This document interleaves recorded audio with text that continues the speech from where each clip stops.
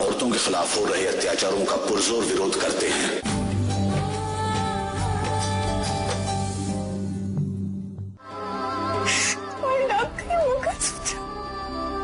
हमारे लिए बोझ एक अपमान बन चुका है।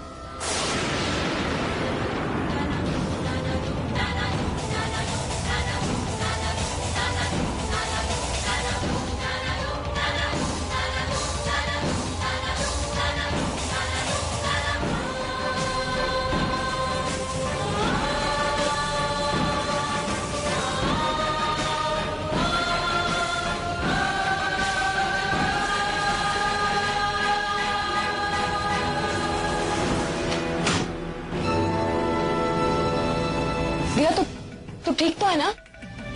और ये सब क्या कर रही थी तू? दिया ये सब क्या कर रही थी तू? जो भी बहुत पहले कर देना चाहिए।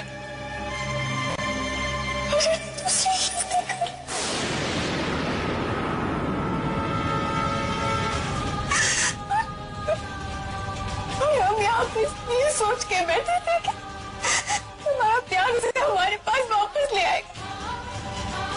नहीं तो कल उसे ये गलती का एहसास होगा।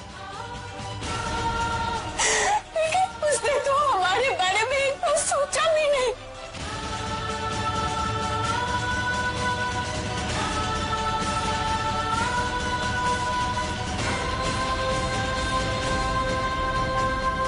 दिया ये ऐसे कैसे हो सकता है? तुझे कैसे पता चला? हाँ?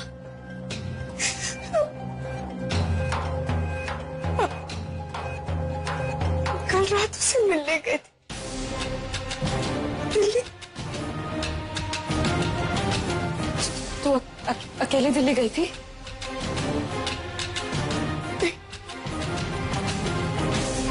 विक्रम के साथ।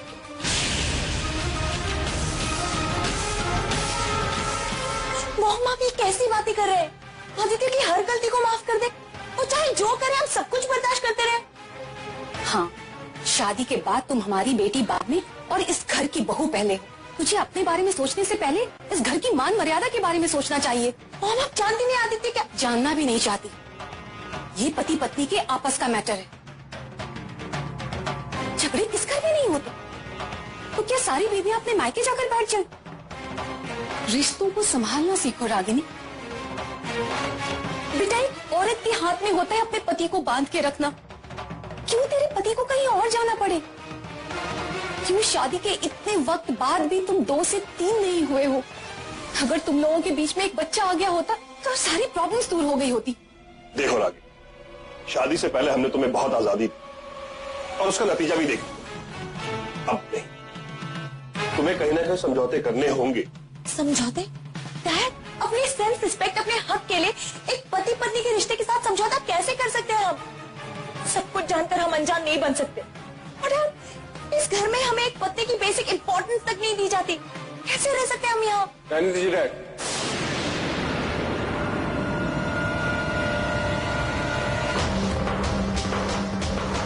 आपकी बेटी आपकी बात मानने वाली नहीं है, और वैसे भी आजकल सुनती नहीं किसी। डैड, अगर इसे कोई प्रॉब्लम है तो इसे आप लेके जा सकते हैं अपने साथ। मैं आपको रोकूंगा नहीं। आई तो बेटा, बेटा ऐसा नहीं कहते।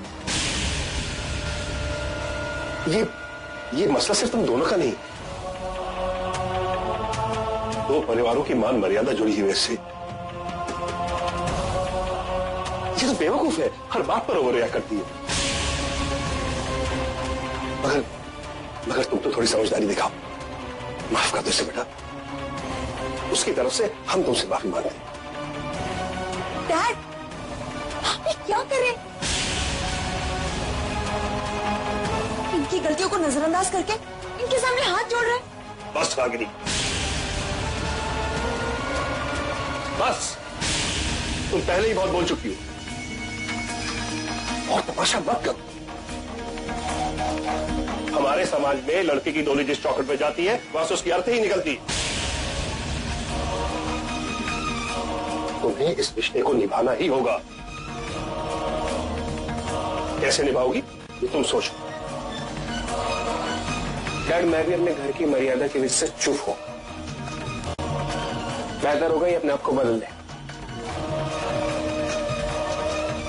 क्योंकि डैड मुझ में और बर्दाश्त करने की ताकत नहीं। नमस्ते।